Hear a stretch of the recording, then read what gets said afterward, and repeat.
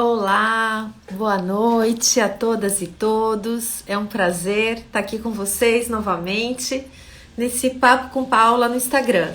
Toda quinta-feira, às 19 horas, eu convido uma mulher excepcional, uma mulher inteligente, uma mulher em geral que são minhas amigas, né? E que topam essa parada de vir aqui e conversar de um assunto que possa ser interessante para a gente pensar um pouco a cidade que queremos, né? A cidade que nós sonhamos. E hoje não é diferente, né? Eu convidei uma amiga minha, a Miriam Chaves, para falar de um tema que eu julgo muito interessante, que é o tema das cidades inteligentes. Eu, como vocês sabem, sou pré-candidata a prefeita da minha cidade de Cubatão, estado de São Paulo, e eu tô aproveitando esses momentos, essas lives, né? Para entrevistar pessoas que eu julgo possam colaborar com a formação do meu programa de governo. Nós estamos assim em trabalhos intensos já, quase concluindo a primeira versão desse programa. Realizamos 6 encontros virtuais para discutir o programa de governo e vamos concluir no próximo sábado com o último encontro sobre cultura. E vamos fazer o lançamento desse programa no dia 8 de agosto. A Miriam já está aqui, eu vou fala para compartilhar a minha tela, para que a gente possa fazer esse diálogo sobre esse tema que eu acho que é de muito interesse. Oi, Miriam, tudo bem? Oi, Tá tudo bem? ótimo. Tudo bem, tá perfeita a imagem, tá super legal. Ah, Você tá ao legal. ar livre aí, né? Você tá em Atibaia, Tô em Atibaia. Veja você. passando um frio, né? Tá gelado, tô gelado. Que casaco. Imagino, imagino. Aqui no litoral tá frio, imagina aí, né? Que é Tá muito muito mais. frio. Tá frio Ah, mesmo. mas é gostoso. Bom, Miriam, quero primeiro te agradecer por ter aceitado esse convite, de participar aqui dessa live comigo. Eu estava explicando aqui aos nossos ouvintes, sei lá, audiência, né? Nossa audiência, acho que se diz assim, que eu faço essa live toda quinta-feira e é uma live feminista, porque eu só entrevisto mulheres. É uma ação afirmativa mesmo que eu quis fazer, porque Ah, legal. eu conheço mulheres muito interessantes, mulheres que têm muita coisa a dizer, e eu acho que falta espaços, entendeu? Para a gente falar, para a gente dizer. E por mais que eu tenha essa preocupação, eu mesmo me vejo, às vezes, né, compondo uma mesa num evento, e aí você vai convidar os presidentes das instituições, né, ou as pessoas mais famosas ou que têm maior status, né, nas suas carreiras, são homens brancos. A gente tem que fazer um esforço, né, para identificar, para não reproduzir essa cultura patriarcal, machista, né, e racista, né, que não dá visibilidade também aos negros. Então eu achei que era bacana eu tentar construir essa linha aí da live feminista. Isso não quer dizer que a gente tenha que falar sobre feminismo necessariamente, ainda que eu entreviste pessoas, mulheres sobre esse tema, mas hoje eu te chamei para falar de um tema que você domina muito, que é essa ideia das cidades inteligentes. Primeiro, antes da gente entrar no tema, eu queria contar um pouco como a gente se conheceu, né? Porque Claro.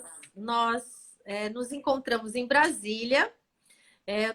Eu te conheci lá na Casa Civil da Presidência da República, você assessorando, né, o ministro Jacques Wagner, e, e eu foi depois, logo depois da primeira reforma, né, administrativa, do governo federal, em 2004, né? Eu acho.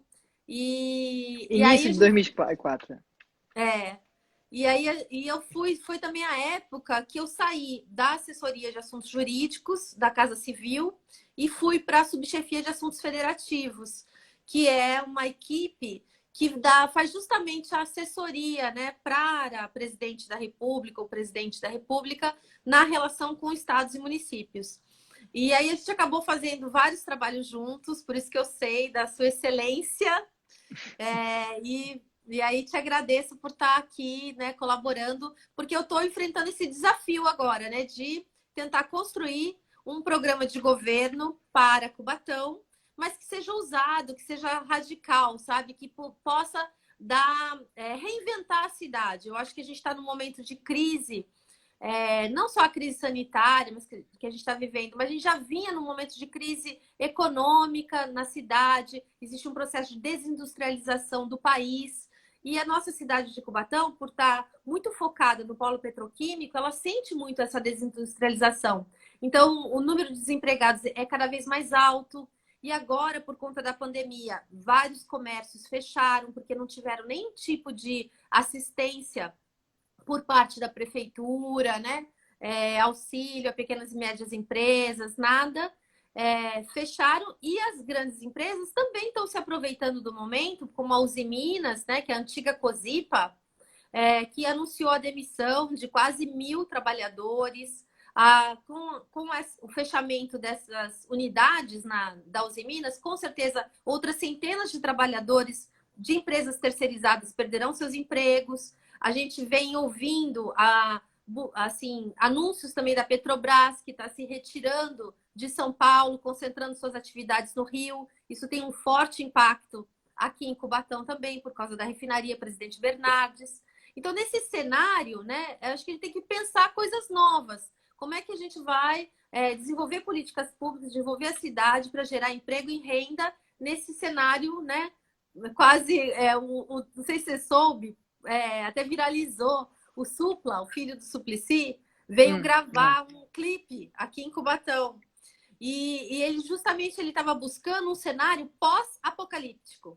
E ele escolheu Achando que ainda era dos anos 90. Não. Ele escolheu Cubatão por causa das ruas desertas, das indústrias, aquele clima Blade Runner, né?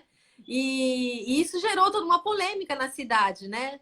E foi muito interessante, que fez pensar mesmo que cidade que nós queremos, né? E esse é o objetivo aí, então, do meu papo com você. Então, primeiro, eu queria que você se apresentasse melhor, falasse um pouco dos projetos que você esteve à frente lá na Presidência da República, para que o pessoal te conheça um pouco melhor.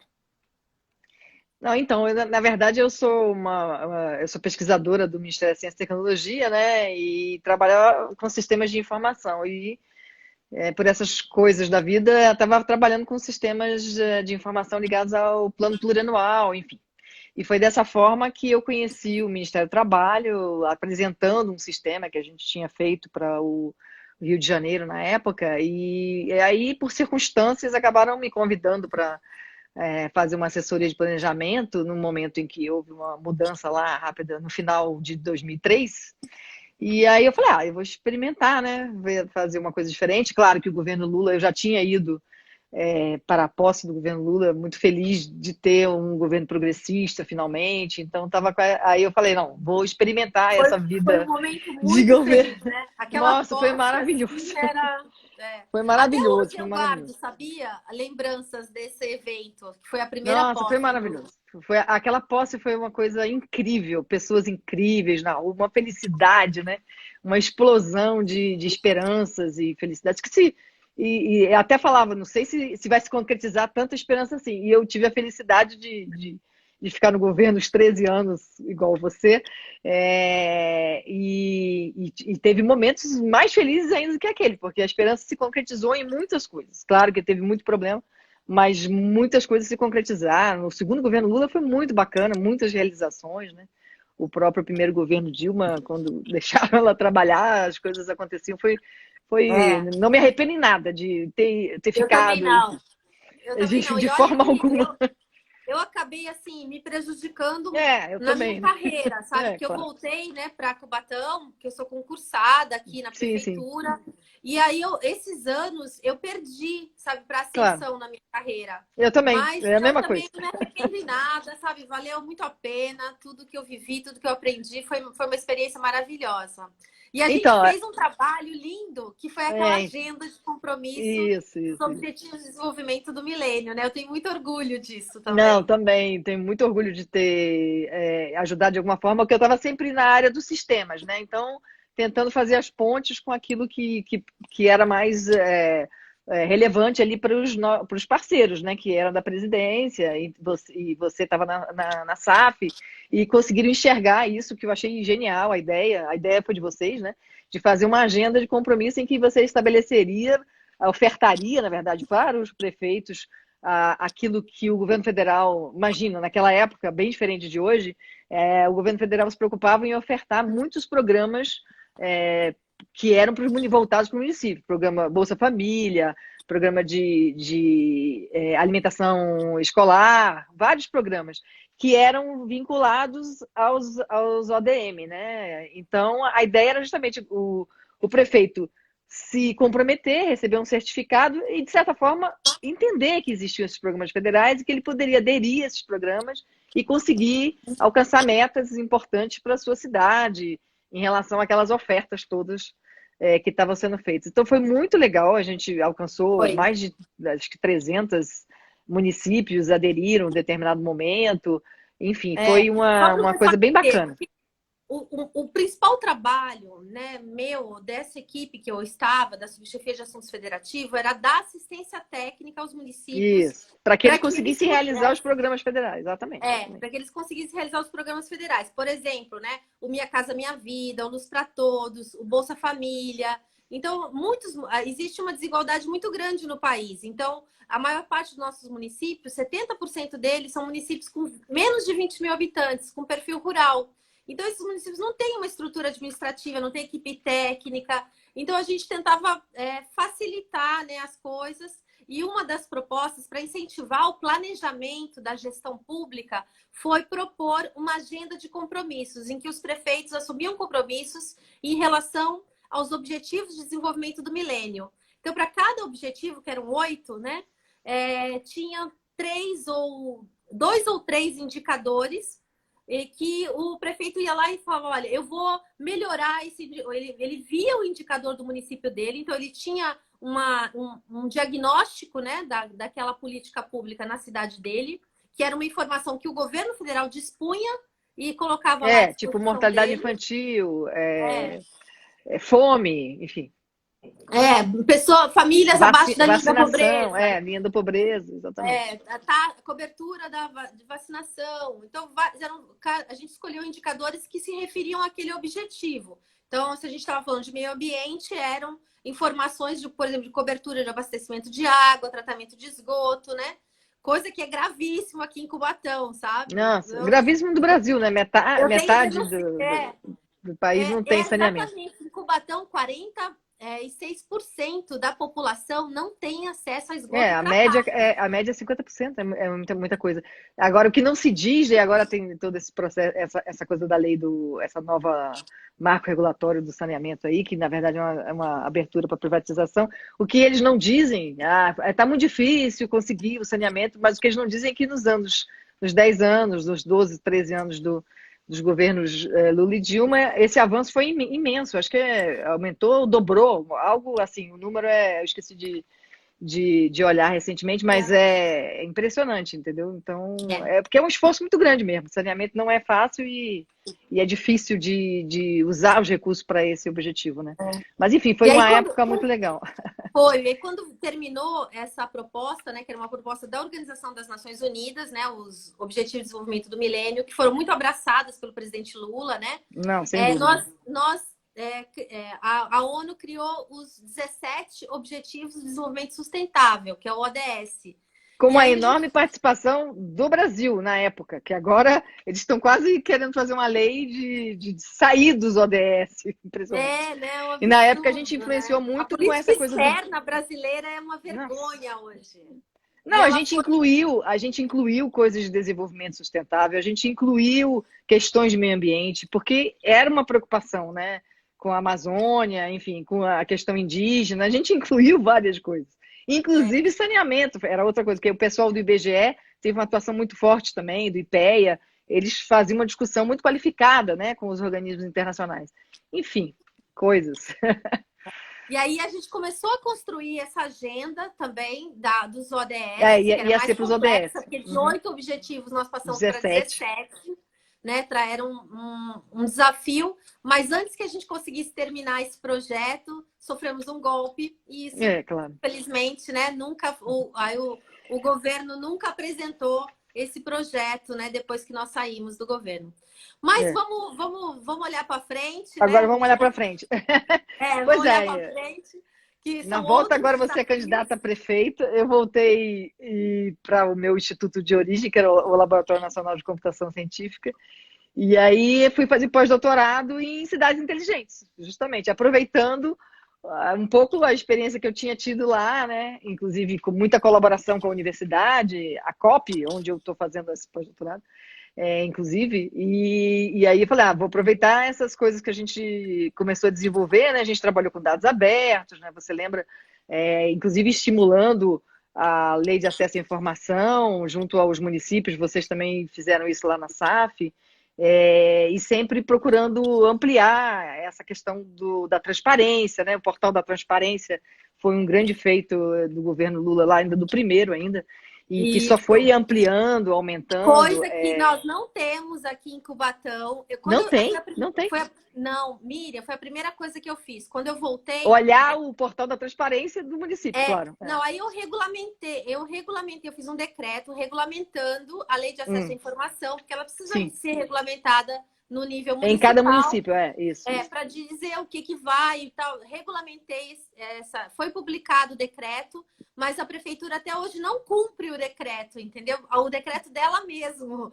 Ela faz parcialmente, é uma vergonha, é um projeto. Mas é isso. Transparência praticamente não existe, uma Certos, ficção. esse pessoal às vezes não entende que a transparência, a lei de, a resposta para a sociedade é uma coisa essencial da democracia e essencial de um bom governo, porque você não faz nada isolado, né? A cidade inteligente é um pouco isso também. Nunca vai ser de cima para baixo que você vai conseguir fazer algumas coisas. No máximo, você vai fazer uma solução computacional aqui, outra solução computacional ali. Mas esse projeto integrado de levar mais tecnologia é o de menos. O mais importante é, na verdade, levar soluções e serviços às pessoas naquilo que elas mais precisam no seu cotidiano, para o seu emprego, para a sua mobilidade, né? Para sair de um lugar, se deslocar para outro, para a gente economizar os recursos governamentais em prol da sociedade, né? Então, acho que esse é o essencial, né? Da lógica da cidade inteligente. Né? Do conceito, né? De cidade inteligente. Exatamente. É o desenvolvimento voltado para as pessoas, é isso que é o mais importante. A tecnologia é um acessório, a tecnologia é um caminho para chegar nessa situação. Inclusive, as cidades no mundo que são mais bem-sucedidas em termos de cidades inteligentes são as cidades que mantêm uma governança forte, uma participação social intensa, né? Porque, inclusive, nas decisões que você tem que tomar, por exemplo, você tem que investir em conectividade, investir em internet livre, em várias áreas da cidade, por exemplo, que é muito importante. Agora mesmo na pandemia a gente está vendo, né? O quanto que era balela dizer, não, todo mundo tem celular. Todo mundo tem celular, mas não o plano de dados que permite acompanhar a escola, né? Metade das escolas no estado de São Paulo, aliás, metade dos estudantes no estado de São Paulo não estão conseguindo acompanhar as aulas porque eles não têm acesso à internet. E nem tem internet pública de fácil acesso, porque a gente não fez esse movimento, né? Quando você vai em outros países, inclusive na Argentina, por exemplo, não precisa ir na Europa, eles têm uma preocupação de disponibilizar. Eu fui recentemente, até em Lima, por exemplo, tem vários lugares onde existe internet pública, no sentido de que é de graça, né? E as pessoas ficam sentadas ali naquelas praças e tal, fazendo suas atividades. Em alguns lugares do Brasil existe esse tipo de iniciativa, mas é muito pouco, né? E eu acho que isso é uma das coisas básicas e que ficou demonstrado. Aliás, essa pandemia tem esse efeito, né?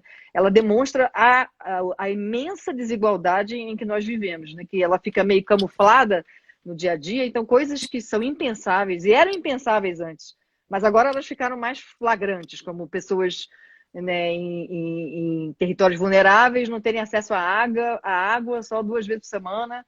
Tem acesso à água, você não ter acesso à saúde pública, que tem, né? A gente tem o SUS com uma cobertura incrível, mas tá sofrendo um mega desmonte. Então, a dificuldade de acesso dessas pessoas é impressionante e os números comprovam isso, né? A mortalidade maior é das pessoas de territórios vulneráveis, uma letalidade, como eles chamam, né? Entre a pessoa que O entra no índice de hospital letalidade. o E índice de você letalidade, que é a sabe, pessoa que entra no hospital e sai, né? E sai viva, Miriam, né? Quer dizer. os piores indicadores de letalidade da região da Baixada Santista estão em Cubatão. Nós temos É mais de mesmo, né? 80 E é uma mortes. cidade rica, né, Paula? Uma cidade rica, uma cidade com um perfil Mais rica populacional de jovem. dinheiro, mas não de distribuição, né? Evidente. Claro. Exatamente, mas ela é muito desigual. 2/3 da população vive em situações de vulnerabilidade, em habitações subnormais, né? Em áreas irregulares. Como eu disse, tem 20 mil pessoas, 19 mil para ser mais exata, que não têm acesso à água tratada. Sabe que não tem acesso à água? Eu acho um Não, absurdo, né? então é isso, é o básico. Como é que você pode se proteger de um vírus É, que exige lavar as mãos, lavar as coisas, e não tem acesso ao básico, né? água Então tratada, né? não, essa é a reflexão mesmo que traz pra gente, né? Que a gente estava convivendo com uma situação inaceitável e achando normal. Como agora uma parte da população parece que está achando normal que nós chegamos a 90 mil pessoas mortas nessa situação Vamos chegar a 100 mil. absolutamente Nossa, ainda trágica. em Nossa, agosto. Ó, deixa eu nossa, terrível. cumprimentar aqui algumas pessoas que Cumprimento. estão aqui com a gente, que já se manifestaram. Ó, o Bruninho, da Vila Noel, um arquiteto jovem, um menino brilhante, Miriam. Eu queria que você conhecesse ele. Ele tem um projeto que eu estou incorporando no meu programa de governo de conexão, de micromobilidade Ai, que bacana entre isso. Uhum. entre os vários bairros da nossa cidade. Foi o TCC dele. E é incrível, porque realmente esse é o problema da cidade de Cubatão. Ela é uma cidade muito fragmentada, ela está desintegrada. Então, ela é cortada pelas rodovias, né? Anchieta, Imigrantes, Cônego, e é também cortada pela linha de trem. E aí isso dificulta muito o acesso. Então, a gente está trabalhando toda uma proposta de tarifa zero, né, para a mobilidade urbana. Claro. Uhum. Claro, de forma gradativa, né? Não quero fazer falsas promessas, eu não vou chegar, ganhei a eleição, ônibus de graça. É de forma gradativa, a gente tem que segurar o preço da tarifa e aí ampliando algumas linhas que nem Maricá fez, né? Maricá chegou a 100% de cobertura de tarifa zero na cidade depois de 12 anos. Então, ela foi Claro. implementando, né, esse serviço que eu acho de justiça social, porque quem anda de ônibus é quem mais precisa, né? Então, você dá o direito de ir e vir para a pessoa e são pessoas que realmente é um benefício que está ajudando a quem precisa, né? De mobilidade. Então, eu estou investindo muito nesse projeto.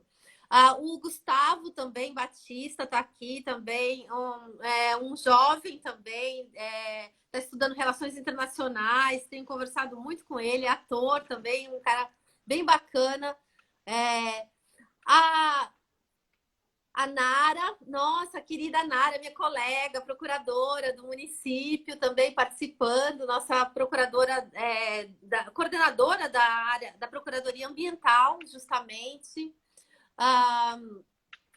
O teu Kiwi, que aí não, é que algumas pessoas eu não estou reconhecendo, tá, gente? Vocês me desculpam, mas o Gustavo, a Mas Mônica tem. Viana, professora, arquiteta, também professora da Unisantos, também tem colaborado com a gente no programa de governo.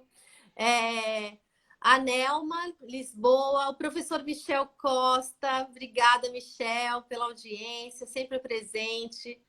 O Michel é supervisor de ensino, também meu colega servidor público. A Mônica está falando que está com dificuldade de conexão, mas está tentando acompanhar. Ela está caindo e voltando, caindo e voltando.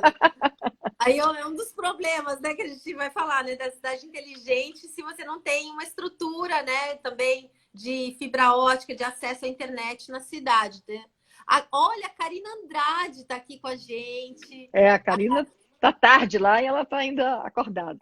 Obrigada, Karina. Lá é quase meia-noite já. A Karina está vivendo na Irlanda, uma colega também nossa, trabalhou com a gente, né, na presidência da República, é dessa área de inclusão digital e está me ajudando a desenvolver um site maravilhoso, gente. Quando eu lançar esse programa de governo, vocês vão adorar. A gente vai ter um site em que qualquer pessoa da cidade, além das propostas que nós estamos construindo nesses encontros, que a gente vai apresentar no site, esse site ele vai ser interativo, ele vai permitir que qualquer pessoa da cidade possa encaminhar sua sugestão e ela vai ser selecionada, vai ficar visível, né, no site, e as pessoas também vão poder votar, assim, né, dar estrelinhas. Então, a gente vai saber também quais as propostas mais bem votadas, né, ou que agradam mais importantes, né, para a cidade através desse instrumento que a Miriam e a Karina estão nos ajudando a viabilizar. A Paula Viana, a Marcele, desculpa, Marcele, querida. A Karina falando, ó, não podemos esquecer dos telecentros e dos centros de reciclagem de computadores, que agregavam várias políticas públicas, Verdade. inclusive empregando jovens aprendizes, né? Eu estou lendo a mensagem dela atrasada, mas é quando a gente estava falando das políticas públicas, né? Daquelas coisas que a gente fez lá no governo federal. Uhum. O Aldrin também é um amigo meu da área de TI, que também está nos ajudando na campanha, está muito engajado aqui também em viabilizar esse site. A Thaís Emídio, minha colega, assistente social. Obrigada, Thaís. Saudações feministas, a Thaís. Opa, vou voltar aqui. A Paula falando verdade, tornou visível diferenças muitas vezes no mesmo bairro, né? A pandemia, né? A pandemia. A desigualdade mata. E a Isabel cumprimentando, falando, oi, Helena. O Carlos Vaz, meu colega, obrigada. Defensor público do Estado. Obrigada, Carlos, pela audiência. O Fábio Ferreira, que é músico. A Paula pergunta da minha formação. Eu sou advogada, Paula. Eu sou procuradora do município, que é a profissão, né, que representa o município judicialmente e também na consultoria administrativa. Então, eu faço parte, né, dessa carreira, que é uma carreira de Estado, né, da Prefeitura Municipal. A Sônia falando o que foi feito para a Covid-19 com as cidades inteligentes. Vamos começar por ela, então, voltando ao tema? Vamos. Você já... Eita. Não, alguém que me ligou aqui. Gente que não está me assistindo e não está vendo que eu estou na live, né? Veja você. Não, então, acho que a pandemia teve uma coisa muito interessante por esse lado, né? De mobilizar as pessoas para tentar enfrentar esse novo normal, que não tem nada de normal, mas enfim. Então, algumas coisas aconteceram de forma bem rápida, né? Disruptiva, né? Então, uma das coisas é essa utilização maciça de aplicativos, né? Tanto para a questão de saúde, tem você já deve ter visto vários aplicativos de autoatendimento lá na startup com a qual eu trabalho lá na COP, a Lemobs, eles construíram um aplicativo chamado Minha Saúde, que é de graça, é gratuito, e está fazendo... inclusive, hoje saiu uma matéria dizendo que ele fez já tem 400 cidades utilizando, né, espontaneamente, né? E de maneira formal, eu achei muito interessante que de maneira formal, Teresópolis, muitas cidades aderiram, como a gente fazia lá da agenda de compromisso, como eu estava falando, a cidade adere e pode usar de maneira gratuita, mas eu achei duas soluções muito interessantes, criativas, que eles pegaram o Minha Saúde, o Minha Saúde faz um autoatendimento, então ele pergunta para você está com febre, está com isso, está com aquilo, uma série de sintomas, também as condições de saúde, qual a sua idade, se você está grávida, se tem isso, então aquelas condições que dão um quadro de comorbidade das pessoas. E aí, a partir dessa autoavaliação, ele diz, olha, eu acho que você deveria procurar o telefone tal, com atendimento desse tipo. Ou se a pessoa pode até estar mais deprimida, então vai ao atendimento psicológico, né, que a cidade possa ter. Então, a cidade diz quais são os atendimentos que ela tem e ele coloca lá dentro e a utilização é gratuita. E tem os painéis de controle para que a cidade possa ver o que está acontecendo, que é muito importante para a gente perceber como que a população está reagindo fisicamente, né, e psicologicamente a esse processo da pandemia. Mas o que eu queria dar um Ô, exemplo Miriam, é depois Teresópolis. me dá a referência, eu coloco até aqui Dou, nos lógico, lógico. comentários, porque Não, a lógico, gente, eu vou quando botar, saiu terminar a hoje. live, esse vídeo aqui ele fica publicado no meu Instagram. Então é legal deixar uma referência nos comentários, que as Ah, pessoas claro, que te dou, lógico. vejam depois elas possam acessar. Eu mesmo Não, vou sem pegar dúvida. essa referência e vou começar a espalhar. Por que, que a Prefeitura de Cubatão não aderiu a esse projeto? Ela Que é pode ter feito outras, gratuito eu não e sei. poderia estar Ela. colaborando para a gente Não, baixar exatamente. os nossos indicadores, que estão Não, péssimos então. aqui. Não, então, o interessante que eu ia contar é que Teresópolis, o prefeito fez o seguinte: ele pegou o Minha Saúde, que é de graça, né? E aí ele utilizou da seguinte maneira: ele fez um decreto dizendo que todo comerciante, que lá em Teresópolis é uma cidade meio turística, né? Eles precisam que as Sim, pessoas vão para lá e as pessoas se sintam seguras, como em vários outros, né? Litoral certo. Paulista, todas essas aí.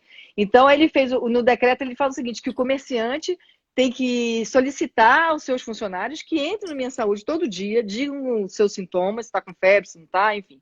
E aí ele pega isso, faz um relatório que o Minha Saúde gerou para eles, né? E faz um alvará do estabelecimento que vale por uma semana. Isso tudo automático.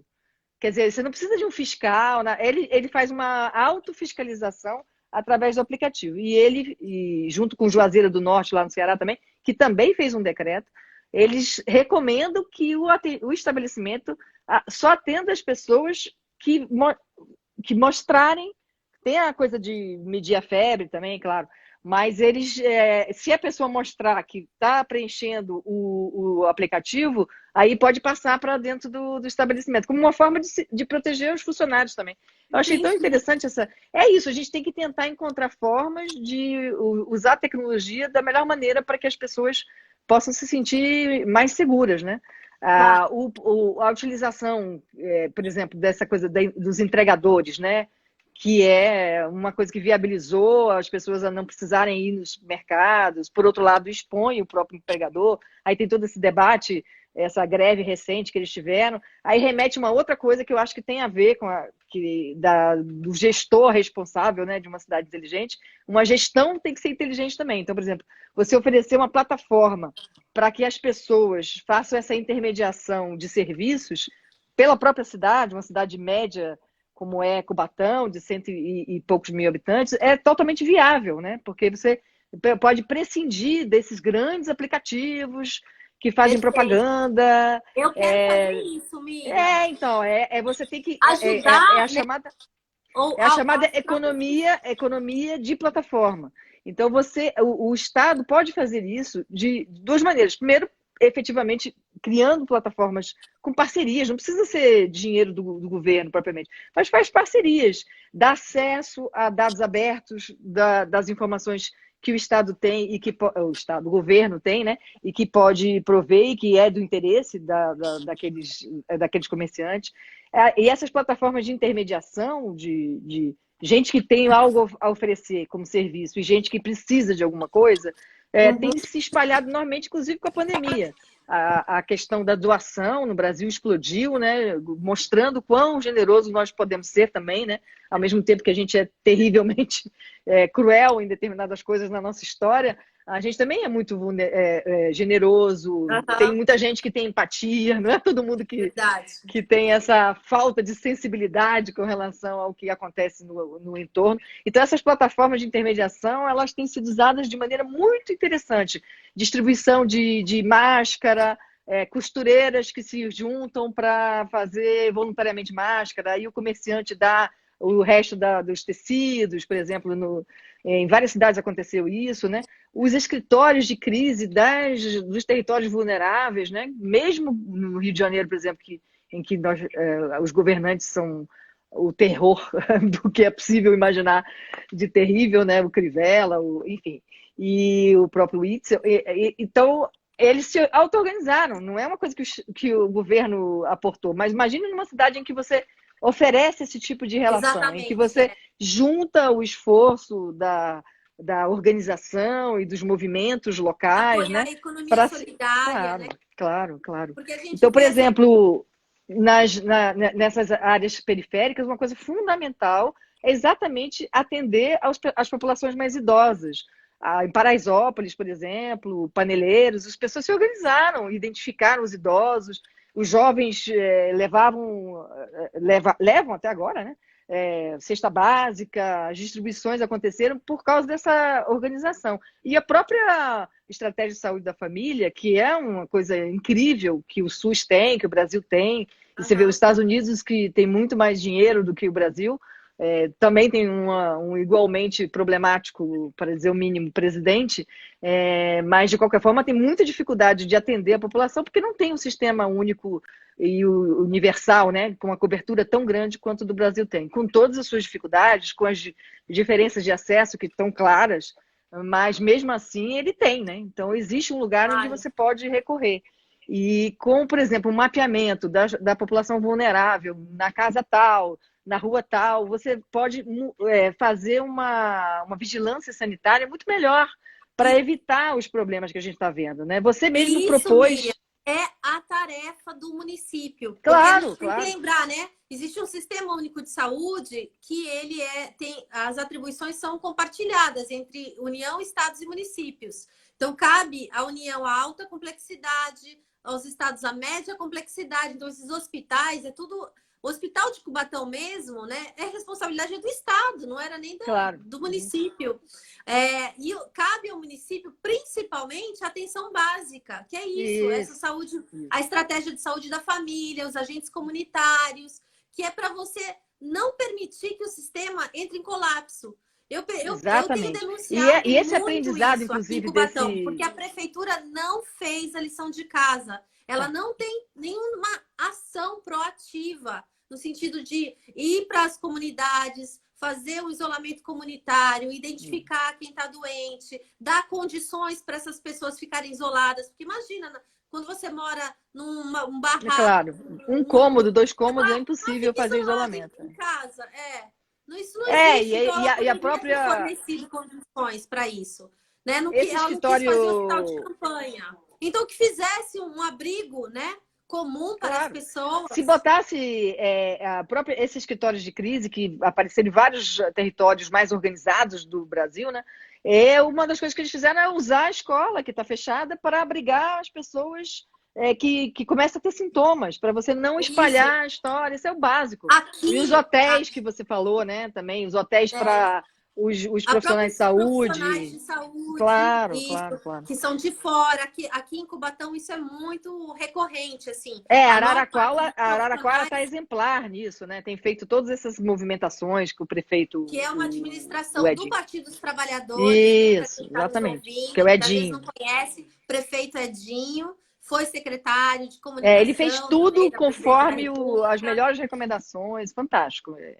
Isso essa inteligência que precisa acontecer para você utilizar aquilo que o governo pode oferecer mesmo, que é a identificação. Uma outra coisa muito importante que eu queria falar da cidade inteligente é a informação.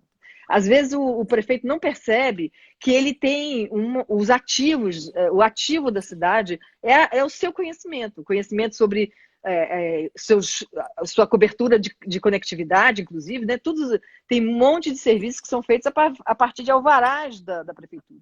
É claro que essa informação costuma estar um caos, mas você precisa fazer um mapeamento desses ativos, né? De todos os dutos que existem. Na hora que o cara quer fazer um novo prédio para colocar, aí ele quer colocar o saneamento ou a água. Na hora que ele faz isso, você aproveita e passa mais uma linha de fibra ótica.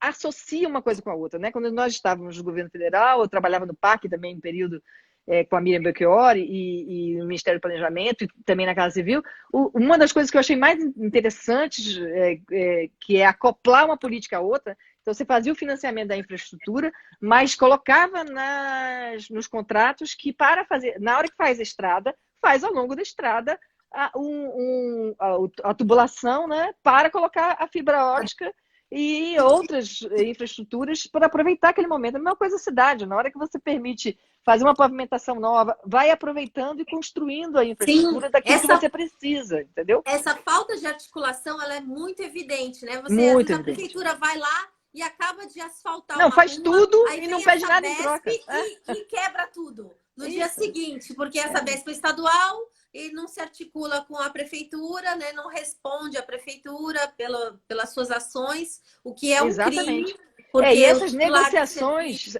essas é o... negociações é obrigação do gestor. Que, Sim, na verdade, o gestor é um intermediário, é um mediador, deveria ser um mediador, e dessas necessidades da população com aquilo que o Estado tem disponível. E tem muita coisa disponível. Tem fibra ótica da Telebrás espalhada pelo Brasil inteiro, que é pública, que você, de repente, pode construir. As universidades têm a RNP, que é a Rede Nacional de Pesquisa, por exemplo, que tem conexões que você pode acoplar com negociações, intermediando negociações com as teles, né? Sem nenhum custo de dinheiro. É articulação e oferecendo aquilo que o município pode dar, são os alvarás, são as concessões, isso tudo são formas de você articular da melhor maneira possível o serviço, né, de volta para a população. E eu acho que o município tem que se entender como um responsável pelos dados governamentais que podem trazer benefícios para a sociedade. Um exemplo muito fácil de entender, até em Maricá também tem, é a história dos estacionamentos, né, da Zona Azul, Zona não sei o quê. Em Maricá, o que eles fizeram? Eles optaram porque acharam que iam arrecadar mais dinheiro dessa forma, eles contrataram uma empresa terceirizada, mas é da prefeitura, e aí eles têm um aplicativo simples, tem um numerinho, não é alta tecnologia, complicadíssima, um GPS em cada estacionamento, nada disso, nada de complicado. É simplesmente um número anotado no asfalto, pintado no asfalto. Aí você entra no aplicativo e diz, eu estou no número tal, a minha placa é tal. Aí ele passa com os fiscais, não é tanto assim, a cidade não é tão grande assim, como sim, Cubatão também não é. é perfeitamente possível, porque Zona Azul...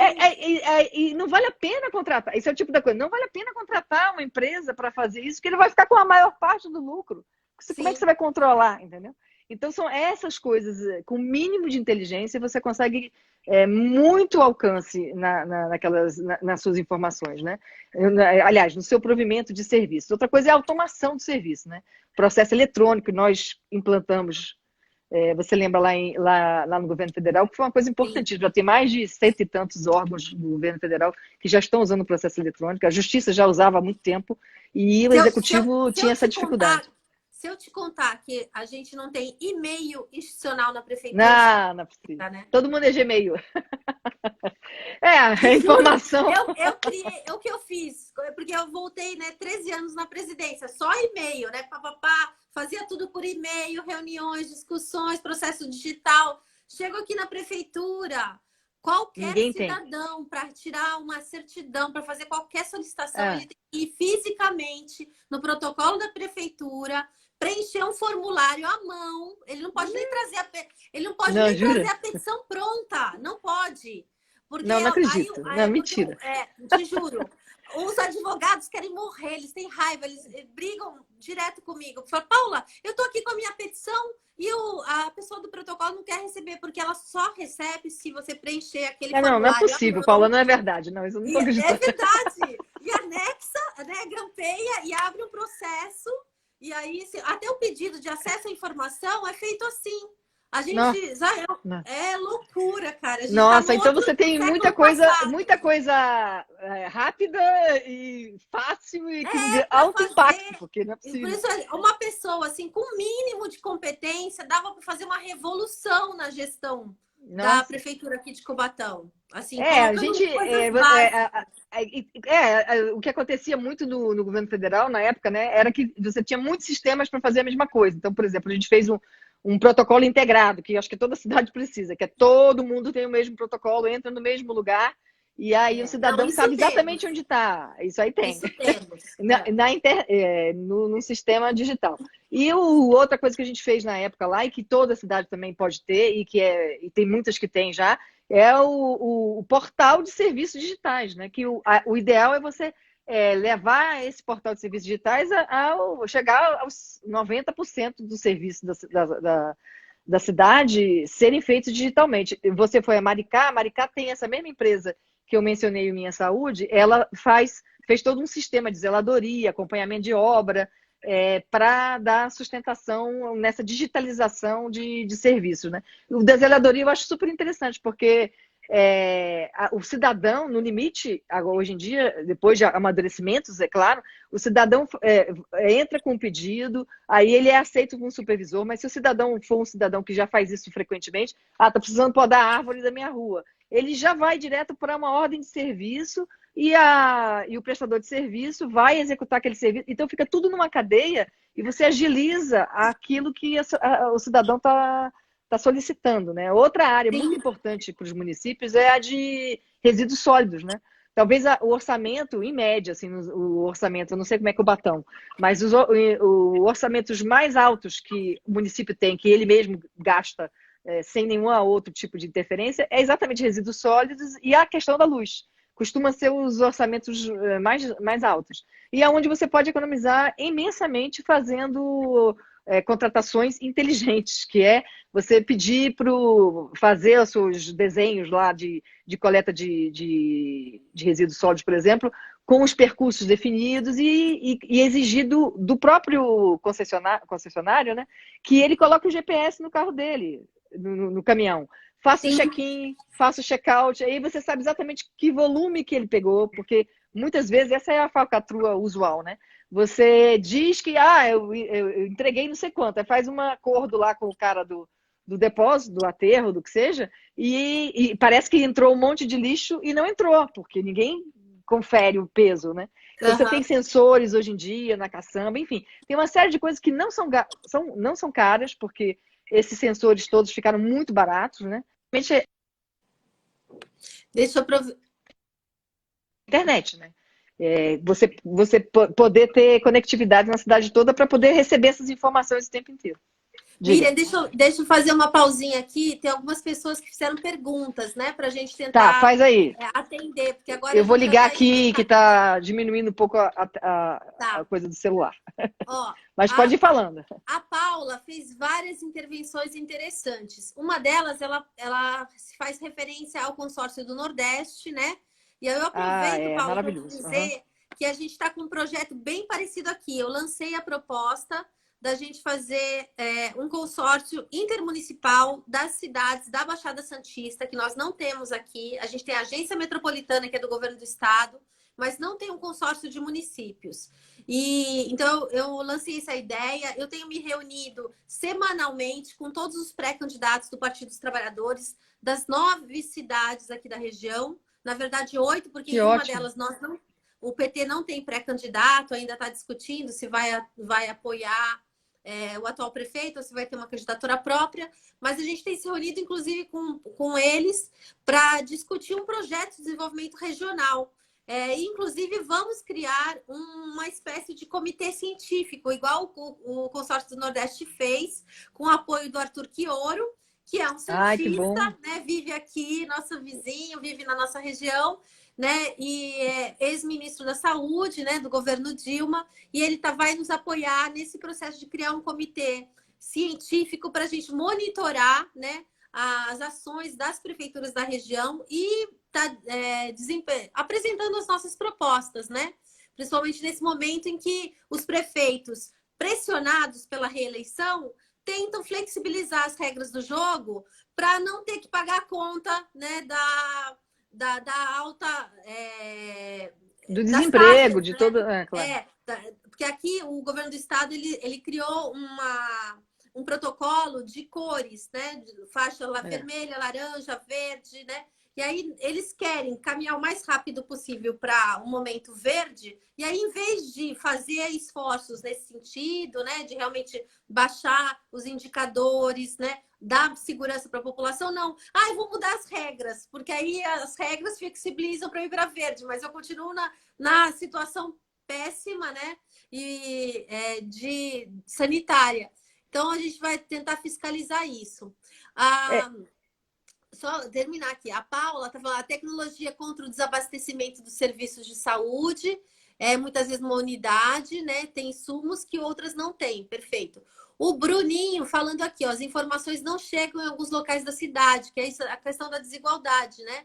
que a prefeitura ela não desenvolve um meio de levar essa notícia em todo o território. As informações às vezes ficam e os serviços mesmo ficam concentrados nos bairros centrais da cidade, os bairros nobres da cidade, né? Porque também a gente fala, não, o serviço público não chega lá porque é uma área irregular. Aqui em Cubatão, a gente tem bairros nobres que estão Que são em áreas irregulares. irregulares, mas aí eles têm todos os serviços públicos, sabe? É só a periferia, né, irregular é que não tem o serviço público. O sonho de consumo da Paula seria a total informatização do SUS, né? O Bruninho falou incrível o que ela disse agora. Não sei o que foi que você disse, mas que ele gostou muito. Tem que repetir, Bruno. Senão não dá para saber. Lembro disso, né? A Karina falando que lembra das fibras óticas, né? Tá aqui, ó, minha amiga Sinara, procuradora do município, lá no Rio Grande do Sul, município de Hamburgo, se eu não estou errada. E ela também é uma procuradora muito atuante nessa área ambiental, né? Ela é uma representante da nossa Associação Nacional de Procuradores Municipais. Obrigada, Sinara, pela presença. E ela tá aqui indignada, não estava acreditando no que eu falei, que a prefeitura não é informatizada. Não, né? Ela fala, pedido de acesso à informação por escrito, impossível. Olha, vou ser bem honesta. Tem lá o portal e tem o acesso. Só que isso foi criado quando eu voltei de Brasília e fiz o decreto regulamentando e construindo, né, essa estrutura. Mas o site ele é tão ruim e ele dá tanto problema, ele fica inacessível, que a maioria dos pedidos que eu analiso, o que acontece? A pessoa fez pelo site, mas aí alguém imprime o e-mail e vira um processo administrativo físico para tramitar na prefeitura, porque não tem um processo digital. Então, né, não faz sentido nenhum. É só a porta de entrada que é pelo site, porque depois alguém tem que imprimir e vira processo. Esse que é o absurdo. O Aldrin falando, né, que essa é a melhor live de todas. Olha aí, Miriam. Falando que os resíduos sólidos é um grande passo a ser dado pela Prefeitura de Cubatão, com a prefeita Paula Ravanelli. Contamos com o apoio da Miriam. Com certeza. Não, Aldrin. com certeza. Será um prazer enorme. A Soraya... Aliás, só um parênteses, Paula, aproveitando isso, uma das coisas que a gente pensou em fazer, inclusive em Maricá, até abriu um edital que a gente tentou ajudar de alguma maneira, é a história da estratégia municipal de ciência e tecnologia, que eu queria sugerir também para você. Essa estratégia municipal de ciência e tecnologia, que se acopla muito bem com toda essa discussão da cidade inteligente, no sentido de trazer as tecnologias adequadas. Eu não estou falando nada do outro mundo, não. Até a gente fala que é a cidade do futuro, né, na minha linha de pesquisa lá da COP, mas não é a cidade do futuro, é a cidade do presente, que a gente não tem acesso por essas escaramuças governamentais e desigualdades que o Brasil tem, inclusive porque quanto mais transparência, quanto mais automação você tiver, até um certo nível, é óbvio, sem tirar aquilo que é o cuidado humano que precisa, evidentemente, permite que você realmente trate a todos igualmente, porque vai estar escrito lá, vai estar claro lá quem é que está sendo atendido e quem não está. Por exemplo, quando a gente tiver informação de quais são os bairros onde tem água o tempo inteiro e não tem de maneira clara num painel que todo mundo veja, transparente, porque isso tem que passar a ser uma coisa que todo mundo saiba. Ou quem está sendo atendido pelo Programa de Estratégia de Saúde da Família nas periferias e quem não está. E por que não está? Por que uma grávida de alto risco, a Paula, acho que é uma amiga minha de Pernambuco, ela é parteira, inclusive, enfim, faz um trabalho belíssimo lá, e ela deve estar falando nesse sentido, né? Você tem que ter acesso a tudo, inclusive a parteira, inclusive a doula, inclusive, mas dentro de uma linha de segurança a partir da informação daquela pessoa. E hoje em dia a gente já tem essa possibilidade, com esses instrumentos, e que são baratos, não é uma coisa difícil. A própria estratégia, o pessoal das UBS pode saber exatamente onde está a pessoa de risco, onde não está, porque você vai ter uma rede de... E os voluntários nessas áreas a gente está vendo agora, né? As pessoas estão sobrevivendo porque a solidariedade nos territórios vulneráveis é impressionante. Muito maior do que no prédio onde a gente está, que provavelmente você nem sabe quem é que é o o sim, outro vizinho, se o é vizinho é verdade. idoso, se não é, né? Algumas pessoas até estão fazendo isso, batendo, perguntando se precisa de alguma coisa, mas não é todo mundo. Então, assim, essa solidariedade, ela existe na população e precisa de ter as sustentações necessárias, né? E nós temos uma vantagem, Miriam, aqui em Cubatão, que a gente tem o Instituto Federal de Cubatão. Inclusive, uma conquista do Ah, governo o Lula, IF, tem um... tem o Instituto Federal. Então, assim, a Não, e a gente própria as redes de universidade pública e privada, a gente tem que usar tudo isso. Esse é um é, conhecimento maravilhoso, né? mas assim, é o único Instituto Federal da região aqui, da Ah, Baixada é? Santista. É aqui em Cubatão. E eles têm, entendeu, vários cursos que poderiam estar. A gente está fazendo. Eu fiz uma live com uma professora do Instituto Federal, que é coordenadora do programa de extensão universitária, e ela falou assim da dificuldade que tem de estabelecer parcerias com a prefeitura, que ela poderia estar desenvolvendo, né, projetos no Instituto Federal E a e prefeitura parceria com não a prefeitura facilita. que fossem soluções, né, Claro, claro. para a prefeitura. Então a gente tem até essa mão de obra assim qualificada, né? E barata, né? Porque são estudantes, então sabe, você poderia estar fazendo um projeto dando bolsas, né? Eles têm até, por iniciativa da Universidade de São Lucas, eu sei que tem um projeto de utilizar os alunos da Universidade de São Medicina. Judas.